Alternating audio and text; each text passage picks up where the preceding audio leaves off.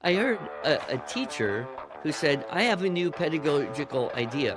Let's just stop teaching kids math facts.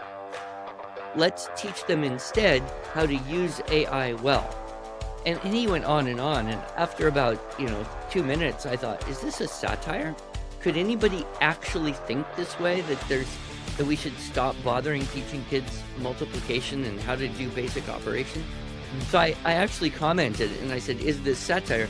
And he commented back, no, I am a real teacher and these are my views. And he's not alone. He's not alone. And I think more and more parents are starting to realize so many schools and so many teachers are just careening down this cliff of relying on technology for everything, outsourcing everything without being able to stop back and think, are you going to be able to even use the technology in a meaningful way?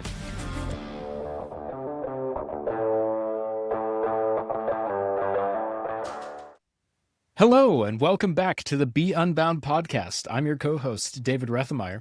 And I'm your co-host, Jonathan Brush. And we would like to officially welcome you all to the year 2026, at least as of when you all are listening to this. We are recording this toward the tail end of 2025, but this will be the first episode that we have air in the new year, and we are very, very excited about all of the content that we have coming here on the podcast. And we are beyond excited to be introducing the first guest that we have to kick off this year's episode, who is Andrew Pudewa. Well, Andrew says in this episode that he has a little bungalow of a brain, and so we'll let you, dear listener, decide if you agree with that. I don't know that David and I particularly thought that because, first of all, if that's the case, then we weren't really sure what kind of dwelling our brains represented, but it was probably lower than a bungalow. But Andrew is always a pleasure and honor to talk to. He has deep and penetrating insights into lots of things. From my perspective, he is one of the foremost educators alive and operating in the world today. And I realize that's a bold claim. But I don't make that because, we're friends with Andrew or we like Andrew. Both of those things are true. I say that because well before either of those things happened, that we were friends with Andrew, we knew Andrew well enough to like him personally, I watched the impact that he had on the lives of countless students that I was working with, often through Unbound, but through other places as well, and my own children. And Andrew is a extraordinarily talented teacher and presenter and thinker. And anytime you get a chance to talk to him, it's mind and body and soul enhancing. And today was no exception. And we hope you enjoy this conversation as much as David and I had having it.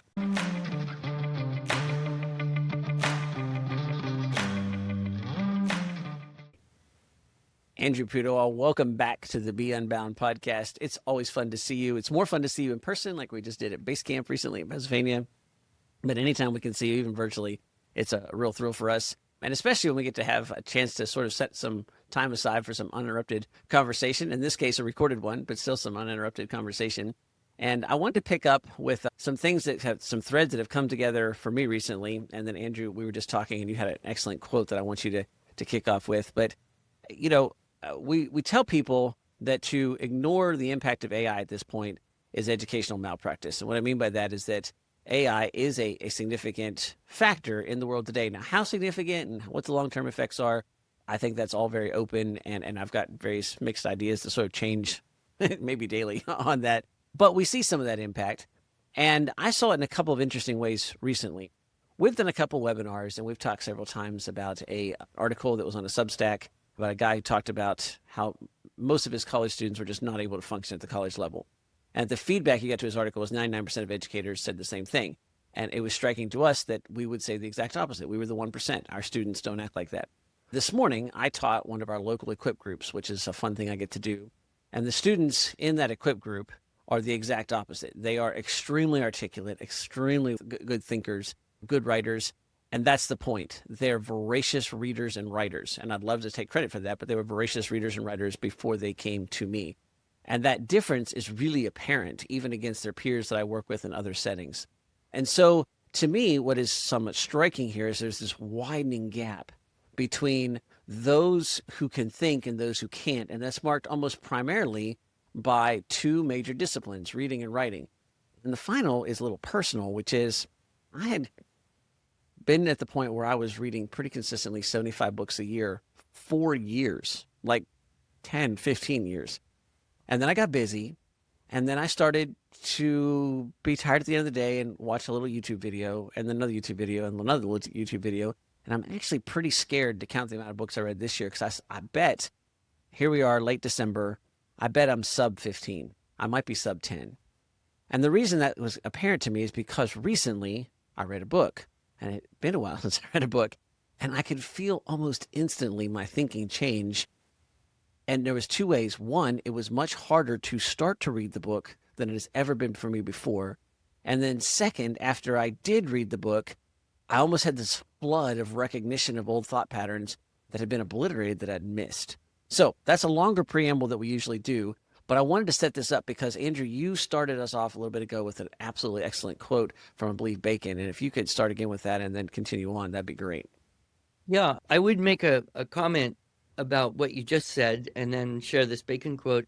We have a mutual acquaintance, Lee Bortons, who I gave a little talk, and she said the Industrial Revolution brought really two classes into existence that really didn't exist in the same way they did before, and that was the haves and the have-nots. And it was the people who have that leverage that power.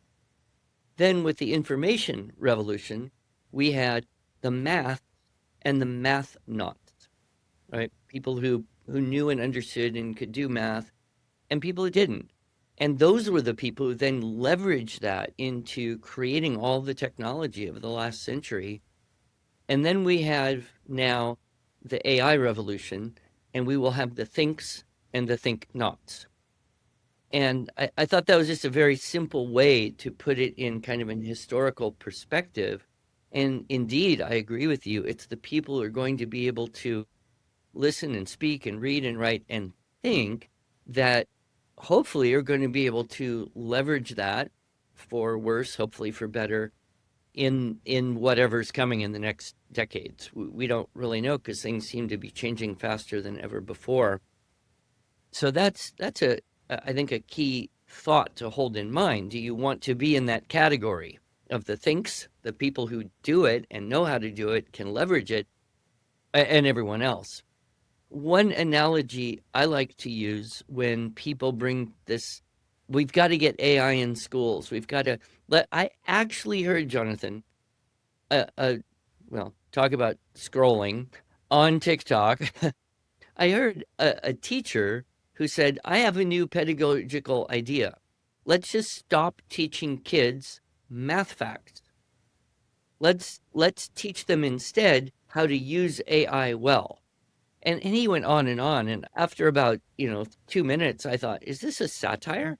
Could anybody actually think this way, that we should stop bothering teaching kids multiplication and how to do basic operations? So I actually commented, and I said, is this satire? And he commented back, no, I am a real teacher, and these are my views. And he's not alone. He's not alone. And I think more and more parents are starting to realize so many schools and so many teachers are just careening down this cliff of relying on technology for everything, outsourcing everything, without being able to stop back and think, are you going to be able to even use the technology in a meaningful way? So the analogy I like to point out is, okay, yes, let's all agree, calculators can do math faster and more accurately than you and I can. Okay, and that's been true for, half a century, over. But take two people.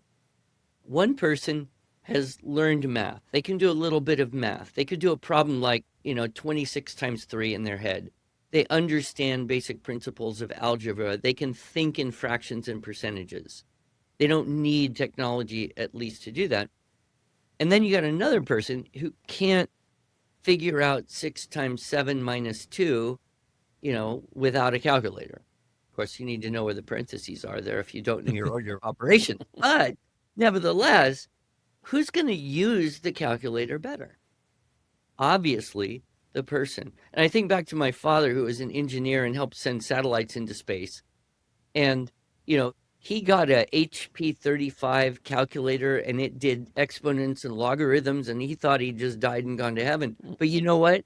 He always used a slide rule to check the calculator and be sure the answer was correct. So I think we're at that point in language now. We could agree that ChatGPT or whatever you like can put together facts and spit out language that is probably more correct, if you want to use that terms, at least in terms of, spelling and grammar and format and all that, better than most people. So now, why should we continue to teach it? So that sets us up. So the quote that I've been very excited and using a bit in my talks and whatnot is from Francis Bacon's essay on studies. And in that short essay, it's something everyone should read. Everyone should read that. And I don't like everything about Bacon. He was kind of, knowledge is power. Let's use knowledge to control everything and everybody. That was kind of a little off the track, I would say, but he had a lot of super valuable contributions. In his essay on studies, he says, reading maketh, you got to say maketh, because, Shakespearean period, maketh a full man, human. So reading maketh a full man.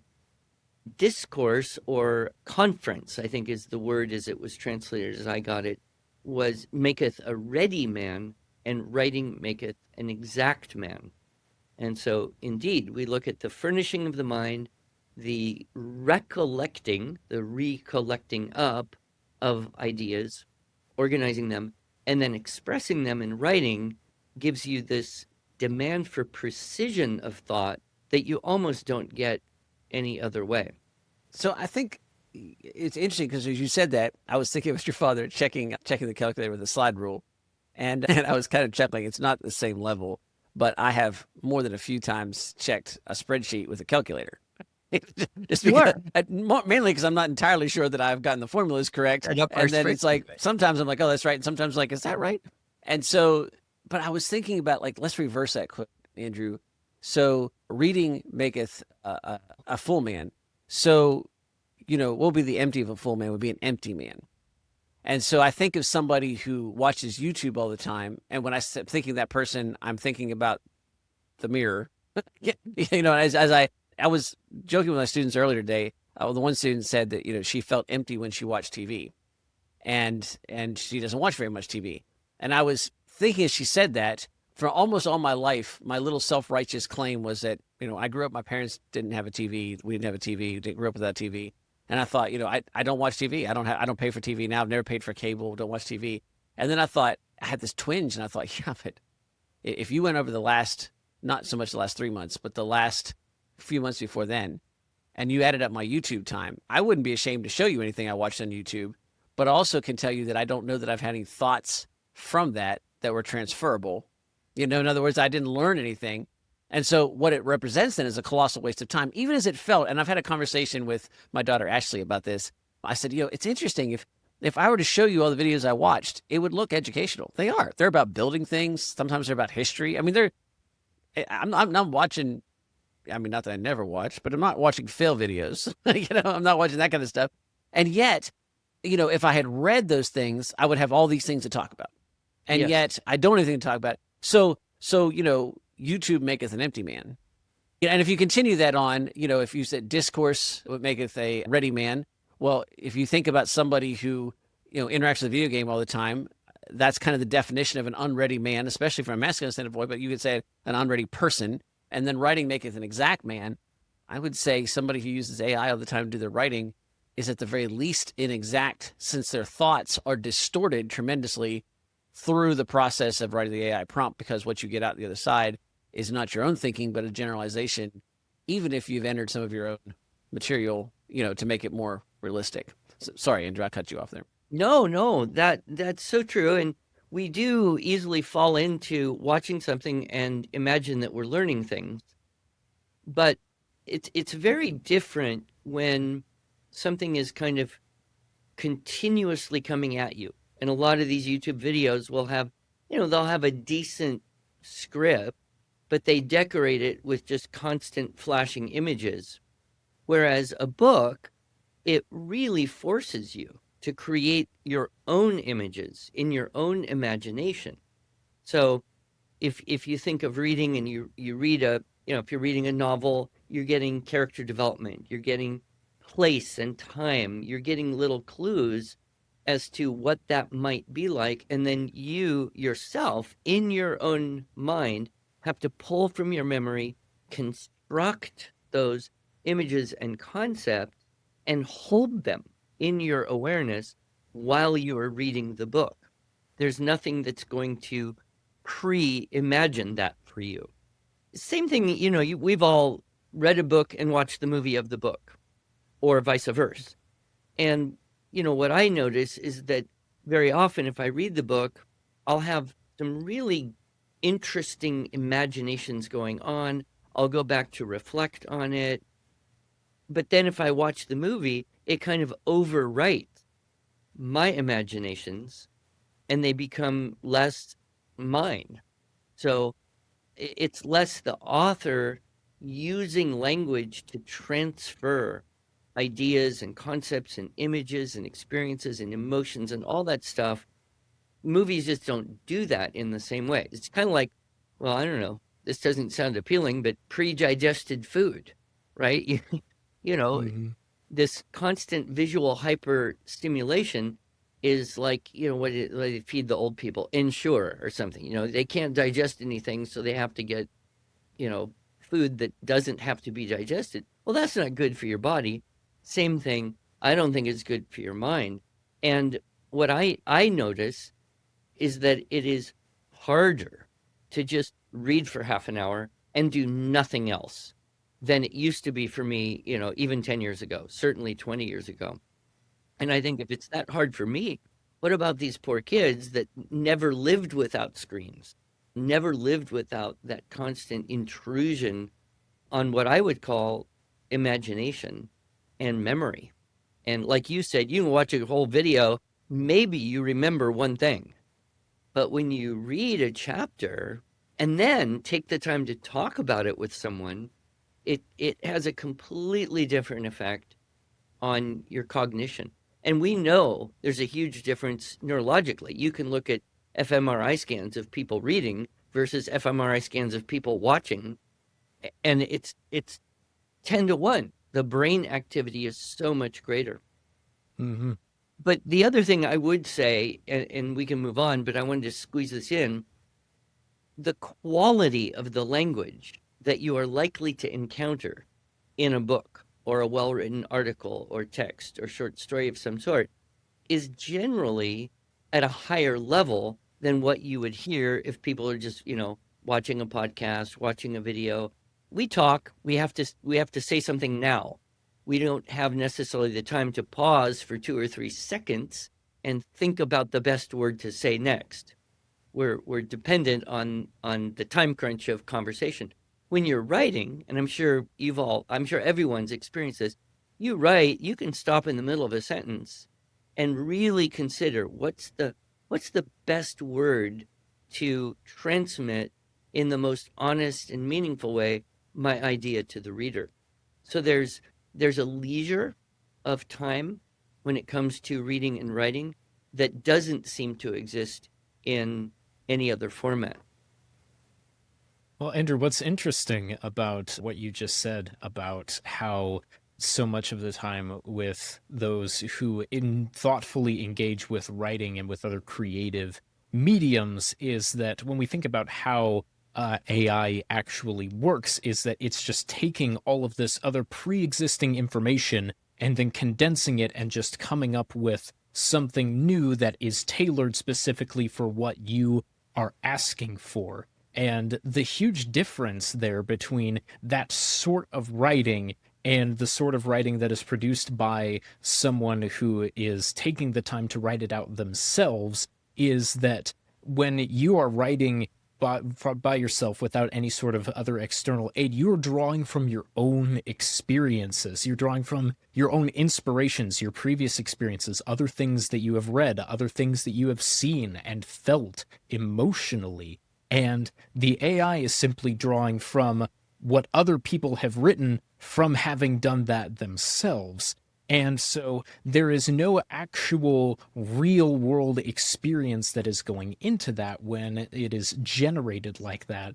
And at this point, there is so much of the content that is being produced, and just so much of the way that students now are being encouraged or end up just feeling as though they should produce content is just in this way that, well, this is just meeting the prompt of the assignment exactly. This is meeting the assignment of the work that I meant to do exactly, but they don't have the sort of backbone of the real world experiences that can actually make that meaningful. As an example, something that I do, one of my hobbies is that I smoke meats and enjoy sharing them with my family. I love doing that. And a lot of the time when I get on social media, because the social media algorithms know that I enjoy making meats, they will serve me videos about people who are doing that. And on one level, like, there is a part of that where it is educational for me, because I can see people who have access to a lot higher level of equipment than me and are able to try things that I would never have the courage to try, and to feed it for themselves rather than what I would try to feed to my family. Yet at the same time, there is a part of that where I'm not actually engaging. I'm able to look at that with some of the experiences that I've based it on. But in reality, like this, it's just sort of this imagination of the possibilities of what could be. And so there's a limited amount of benefit that I can get from that, as in comparison to what if I just went and did that myself. And so there has to be some level of base experiences that you're drawing from and able to have sort of that fullness that we've been talking about. Yeah, one of the dangers I perceive, and Jonathan, you touched on this briefly in the beginning, is the problem if you use the technology to write something for you, you didn't wrestle with it. It did. And now the temptation is to fall into thinking, well, that's what I thought, right? I came up with those ideas. I put that together, when actually you didn't, but you put your name on it, you send it, you use it, you claim it. And so it's really, I think, almost an insidious temptation to self-deception in that same way. And I find the smoking meats really interesting because we always like to learn from other people. Mm-hmm. Right? And there's value there. But if we exclusively do that without like wrestling, experimenting, right? Communication is a big experiment. Writing is a big experiment. Smoking meats, doing art, everything. And if we take out the experimental part of the process, that's where we lose the humanity. That's where the soul gets disconnected from the process, I think. Mm-hmm. Well, and that was what I was thinking here, is that, what is the practical turn here? Because I think that there's a danger at this point where you have a lot of people saying, boy, I'm observing this and I'm seeing this. And that's good. That's the first step, to observe it and to see it and to know what's going on. The second, of course, is to say, well, what is possible here? And I'm struck, that we live less in Orwell's 1984, where the government has, taken over and is a power play, which is not to say that's not happening, but more in Huxley's Brave New World, where we're choosing to do many of the things that are crippling us. And the parallel for me is that, you kick back a couple of generations and people say, wow, you just didn't have these obesity problems. You didn't have all this. Now that's a very complicated, wide-ranging discussion, and I'm not trying to distill it down and miss the nuance and importance there. But, part of the reason you didn't have an obesity problem is because people were walking. Like they didn't have cars, right? And part of it, if you had the obesity problems, is because you had to get out and make your own food, and that involved growing it or chasing it down and killing it, and so that's good from a no obesity problem standpoint. As somebody who has some direct experience with both chasing down and killing food and also growing it myself, I'm fairly delighted with our circumstances. It allows me to have some different choices, right? I mean, as a backpacker, I know that backpacking is a really fun hobby, but I really like driving for the things I have to do versus having to walk there. And so, however, what that has done is that there is a level of consciousness in our world now that to not actively think about your physical health will result in entropy, will result in decline, and will result in some really bad outcomes. You have to consciously think about what you put in your body in terms of food. You have to consciously think about the diet that you pursue. You have to consciously think about the exercise regime that you go through. You have to consciously look for that effort. And that makes sense to us. And there is a divide. I was thinking, Andrew, about your earlier example, the divide between the thinks and the think nots. I mean, there's a divide between those who are willing to accept that responsibility and those who don't, and they have very different health outcomes. And I know there's exceptions, but broadly speaking, that can be a true statement. I'm struck by the fact that we're now entering a situation where that same logic is applying to thinking. There is now, it's going to be unimaginable that you would have to think your own way through school. You have to do all those kinds of things when you can outsource it to an AI. And will that come with some good things? Well, I'm sure it will. I mean, there will be some advantages and some things. And we've even talked about our own business that there's some places where, if we can have AI book all the flights for one of our student events, that would allow the people that we have booking all those flights to do more student-related functions. That's a pretty powerful human connecting thing, right? I mean, that's a technology that I could see would be extremely helpful. However, there's going to come with an awareness that if you do that and you outsource it, you're going to have an obesity of the mind that is at least as disturbing as, what inaction will do to you physically. And people who have physical issues because of lack of activity, their richness of life looks very different from those who don't. And the same thing would happen on mental state. So much so. Technology basically buys you time, right? So you think about the innovations that have made cleaning and housekeeping much easier than it was 100 years ago.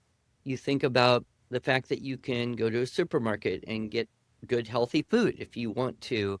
Amazon will deliver anything you can imagine.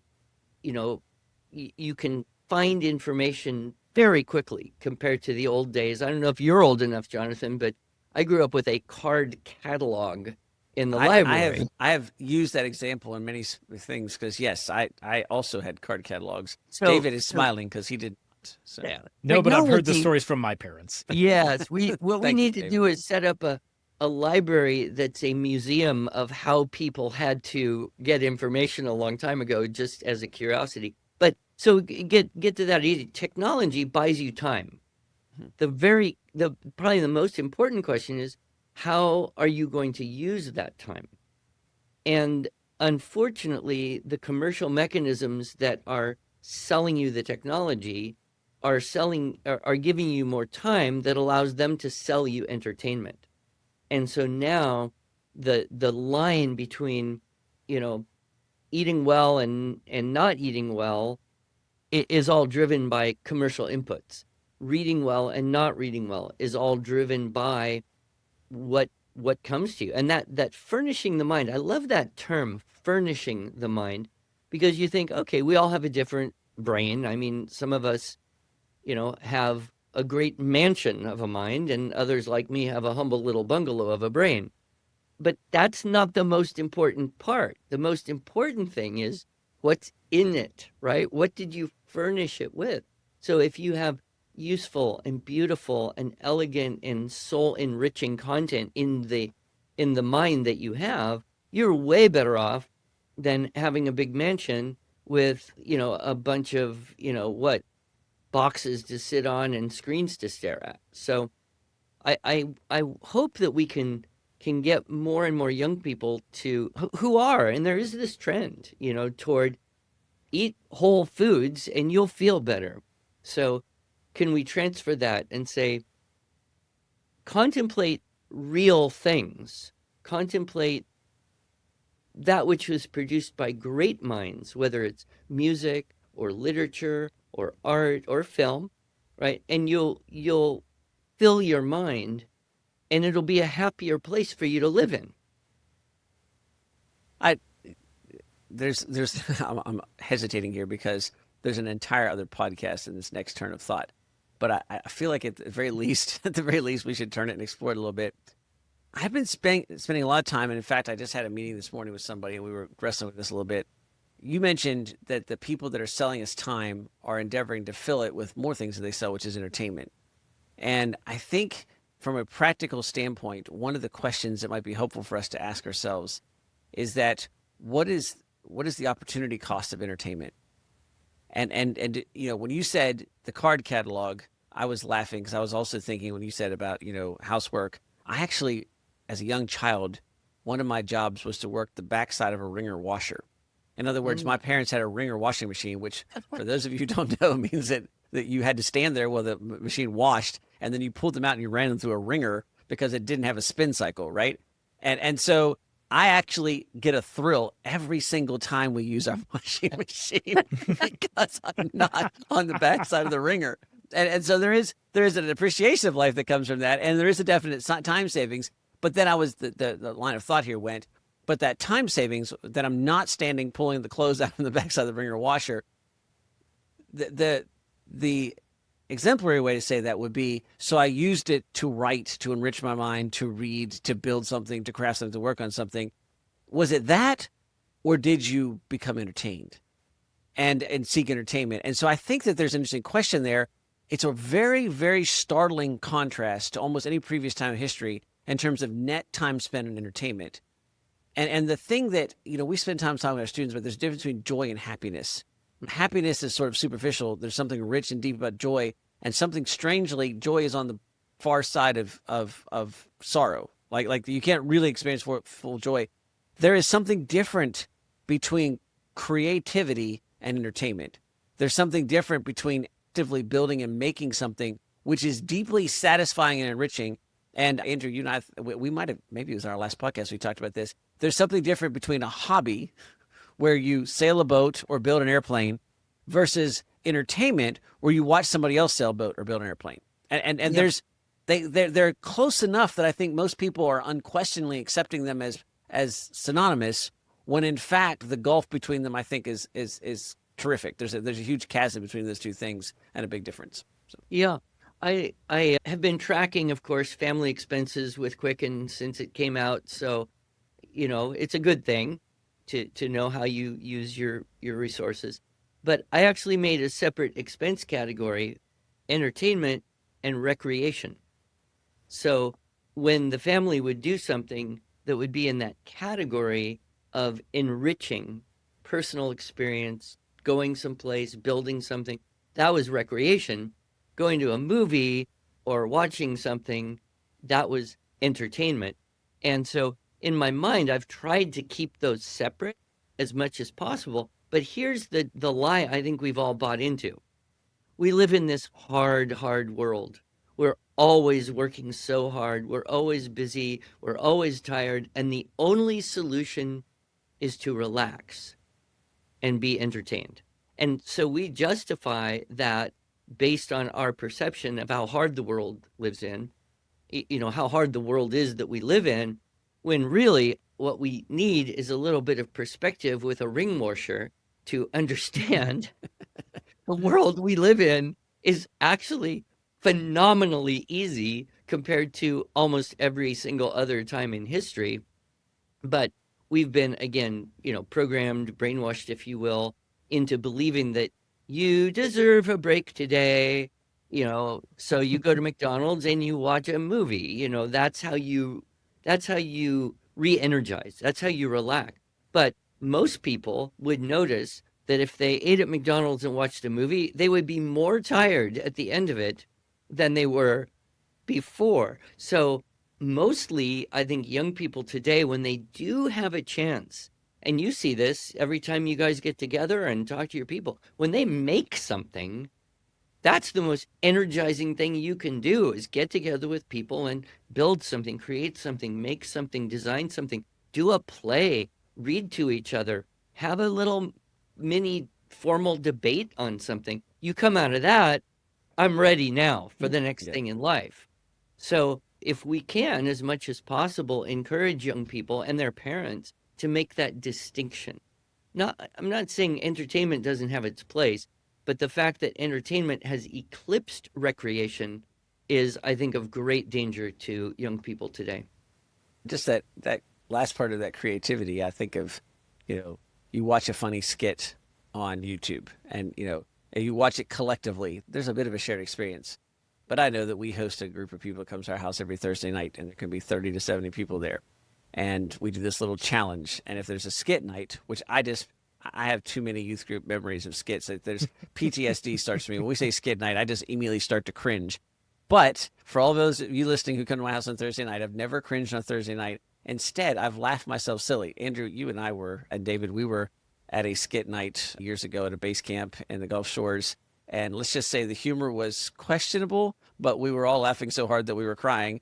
And there's something very different participating in that, where there's a creative aspect where the people who had to put effort in, and maybe you had to put effort in as well to do your own little skit. Is the quality the same as that skit on YouTube? Well, not if you're watching a paid trained comedian, but is the enrichment better? I mean, one sticks and one doesn't. One's empty calories and one's, useful food. And that's interesting to think about and to sort of, it's that insertion of creativity. It's that insertion of work. It's that insertion of effort that makes a huge difference there. Well, and in a way, that's kind of like the soul, right? It's the soul that goes in and gives it that spark of life. And I heard, I wanted to squeeze this in because I think this is one of the most significant aspects of AI that should be addressed. And that is how people use AI in different generations. And I think it was Sam Altman who said this, but it was one of these AI tech guys who said, well, what we observe in the way people use AI, old people, that would be me, primarily use it as a search engine. So that's basically the only thing I've ever done is try to get some information. I don't trust it, so then I have to go verify it in some other way, and I still don't trust it. But that's the only thing that I have really done so far. The next generation down, kind of the millennials, they are more likely to use it as an operating system. Like you said, schedule all the flights for my team, or plan my menu and tell me what ingredients to buy and then order them and have them delivered, and I don't have to do any of that, and it's a time saver. The one that really bothered me was young people in your 25 and under. Their most common use of AI is as a companion or a counselor. So they're asking AI for life advice. They're asking AI what to do about their problems.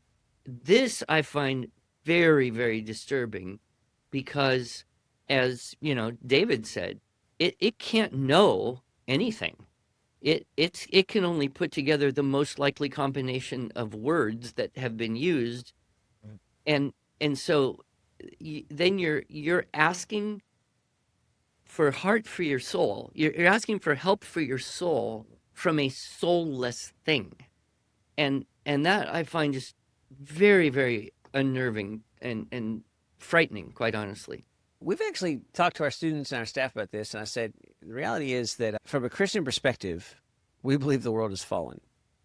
And so we believe that, serious Christians are always some form of a remnant, which means that anything that gets broad at adoption is going to result in more pain and sin than not. So in other words, has the internet done good for people? Yes, it's created enormous wealth. I mean, there's tremendous things we can say about all the good things the internet did. I don't think that's even a competition to line it up against all the awful things it's done. If you look at all the impact, it's, have firearms made a difference in the world? Certainly. I mean, if you talk about hunting or kind of I'm a person who grew up with guns and shooting and all that kind of stuff, and I can talk about positives. But net. it industrialized killing, right? I mean, so there's, will AI, are there good things to use in AI? Yes, and we should go after them. I mean, and we should use them, but we should not be surprised if the net result is that it actually brings a lot more evil into the world. And I would then follow up with that with not a comment of hopelessness, but a clarion call to arms for such a time as this. I mean, that's the generation that we're put into. That's the challenge that we have. This is the particular thing that we're facing. And the hope that we have eclipses even that, which doesn't mean that it's going to be temporarily fixed, but it will be long-term. I totally agree. I was going to throw this out. Maybe it's worth saying, maybe you should edit it, but all through history, people have talked about the Antichrist, right? So what is that? Well, I've had this thought. Okay, you've got these AI, right? Most people consider it to be kind of omniscient, right? Anything you don't know, you can ask, it can find out, and even if it can't, it's going to pretend that it did and give you an answer. Mhm. And so our perception is that it's more omniscient than anything we know. It's also omnipresent, right? You can have it all the time, anytime you want. And sometimes you have it even when you don't want it. It's there behind the scenes. So it's omnipresent. And then people are saying, well, it's going to be able to do everything that most anyone can do, and you put it into robots, and then it's going to be able to do everything that anyone can do. And so then it becomes omnipotent. So if you look at something that is omniscient, omnipresent, and omnipotent, but has no soul, has no reality, wouldn't that be pretty close to the definition of an antichrist? At least to the point that we should do what we ought to do anytime we're faced with new technology and anytime we're faced with new things, which is to, the term we use in Unbound is to be deliberate. In other words, can we think about how we're using this? Can we decide? And I say that not as a warning, because I think that's what people want. And when you get a warning, you tend to want to go, it's not for me. I say it more as an encouragement and a reminder that God has given you the ability to make decisions. That God has given you the ability to think and discern. And it is not necessary for you to say yes to everything the culture or the people tell you to do. And we as Christians should believe and understand that better than anybody else. I think this about kids like, well, technology just gets to kids. Well, yeah, I mean, if you let kids use technology, I do not cede the ground that my child has to have a cell phone at 14. I don't see that that's necessary. Nobody's forcing me to do that, and therefore I choose not to do it. I don't cede the ground that my child has to watch TV. We don't. I don't cede the ground that my child has to have a TikTok account. They don't. That's unnecessary. I don't cede the ground that my child should have toys that have batteries and make noises for the most part. Now, far-flung relatives don't always think the same, so we have an interesting little thing where after Christmas there's an amazing tragedy that happens to most of the battery-driven things that come into my house. But the point is I have a choice to do that, right? Like that, I have an ability to do that. And that ability is worth being reminded of because, if you were granted with such amazing powers by being made in the image of God that you could have that ability, what would you do if you were against that, to your point, Andrew? Well, the only thing you could do is to work really hard to make people forget they had it. Yeah. And that blindness is something that is real, but in this case, you haven't been blinded. You've been told to close your eyes, and you can just open them. The thing that gives me so much hope is kids like David, right? I mean, your young people in the Unbound program as a whole, and I don't know all of them, but the ones I do know and the group experience I've had, that is to me like the hope of the future because they can influence their peers. They will influence their peers way more than I will ever influence young people in that same way. And this is why I think it's so vital that we continue this work of saying, what are the distinctly human things? The reading, the conversations that mean something, the task of writing and honing, refining, distilling thoughts, and living in that world of the mind, the heart, the imagination, because that's what will inspire other people, right? And when you see a real person doing a real thing, your natural inclination, especially as a young person, is to say, I would love to be able to do that, and then move in that direction. When you see something fantastical on a screen, or someone who's like super good at something, but you don't even know, did they really do that? You can't believe anything anymore. There's no inspiration in that. And so the idea of getting young people together, engaging in the conversation, having them, build and work and share their talents and their experience and their passion for life with each other, that's what's going to change other young people. Not you and me talking on a podcast, unfortunately, although we wish it did. Well, that gives us an excellent place to end. So just if you're listening now, we just want to summarize this for you. So the answers here is that you should enroll in Unbound, and it's David's responsibility. And so Great. So No point, pressure whatsoever. it's on you, David. And with that, we'll go forth. Andrew and I are going to go take a nap, and David has a lot of work to do. So. Yeah, great. I love that conclusion. If I may offer a slightly different conclusion, Sure. that really, I think, well, Andrew, what you said rings very, very true. And I think that when young people, I think that the students in Unbound get to see this firsthand, when young people engage with something that is real and inspiring and gives them experiences that allow them to have the drive to pursue risky things, to enrich their life, to have that fullness, it's so much of a different feeling of satisfaction, of joy, of inspiration than you get from just watching someone doing something cool on a screen. When you have some sort of experience, when you get inspired to do something in your real life, in the real world, it's just a completely different level of that. It's a completely different level of recreation. There are many times when you can go out and you can do something after a very full, long day of work, and you can do something very active that you may be tired in one sense at the end of your workday, but going out and doing that recreation is even more energizing on another level. And that's just a truth that is just so easy to miss, because the cheap thrills, the cheap entertainment, the cheap quote-unquote recreation is very easily accessible. But if you're willing to push a little bit further past that, and I think that we see that a lot of the time with our students, there is so much more richness that can be developed and so much more depth that can allow you to feel full as a person. Well, Andrew, thank you so much for coming on and for taking your time to be with us. It's always a pleasure. And I'm not sure if I agree with your bungalow of a brain assessment, but if it is a bungalow, it's a particularly well-furnished one with some high-quality wood in there. And so we appreciate you sharing it with us and opening it up for us. Thank you, Andrew. Always a pleasure and honor to have you on. Well, thank you, Jonathan. Thank you, David. It is always a joy. Keep up the good work, and hopefully it won't be too long till I see you again. Looking forward to it.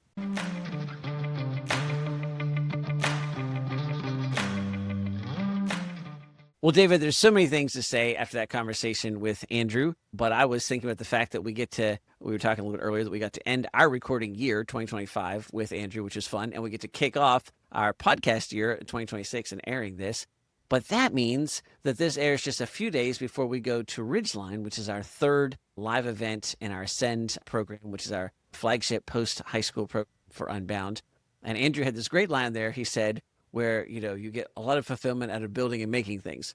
And for us, Ridgeline is that event where there's a lot of things built so and many made. building and makings happening. And so if you are at all interested in the kinds of things that Andrew talked about, and you're interested in what it's like to have that kind of recreate or recreate or to create or to build or to make, then two things. You should go to our YouTube channel. I know that's a little bit ironic after what we just said, but you go to our YouTube channel and search for Ridgeline and watch the wrap up from last year. There's a 60-second version and a 15-minute version.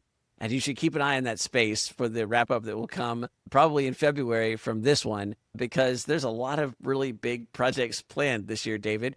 One of which is, and this kind of ties into what we talked about as well, is that we're doing something we've never done before, David. We're going to Ridgeline, and we're not buying the camp's food program. In other words, we're not having meals served by the camp, because one of our student projects is to cook the meals for the entire rest of the camp while they are there. And they have some really, really ambitious, fantastic stuff planned. And so, if you think what Andrew said made sense, take a moment to check out beunbound.us, take a look at some of our programs, and particularly pay a little attention to Ridgeline, because the things that he talked about, we're actually going to get to put into practice here in just a few short weeks. It is going to be an absolute blast, and I cannot wait to see how all of the projects get executed. But yeah, I think it connects very well with what Andrew said in this podcast. And really just we hope that all of you are encouraged not only to check out programs like ours, where young people get to experience and be enriched by doing things in the real world, but that you're also inspired in your everyday lives to just take a little bit of a risk and to push a little bit past some of the discomfort that you be involved in taking the less trodden path of trying to find new experiences and new ways to engage in the world around you. And we hope that this is inspiring to you to engage in that and to have the fuller life that we believe that God has in store for you if you're willing to chase it. Welcome to 2026. We're looking forward to the adventures ahead. And until next time, be unbound.